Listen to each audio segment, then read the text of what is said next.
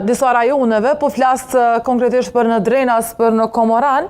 Aty kemi pasur prapë një raportim që ka pasur për 4-5 ditë, që nuk ka fare ujtë pijes. Si qëndrojmë me këtë pjesë, ka pasur probleme, apo çka po ndodhë tutje atje? Po, është e vërtet që disa ditë Drenasi me rrethin kam pas mungesë të furnizimit me ujë, ndoshta jo 100%, mirë po në kohën më të madhe kam pas mungesë.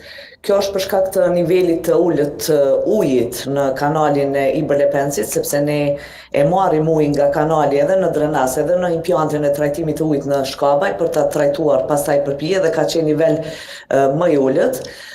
Tashmë është stabilizuar dhe presim që të bëjmë edhe disa investime për të furnizuar mjaftueshëm me ujë të pijshëm konsumatorët e Drenasit me rrethin.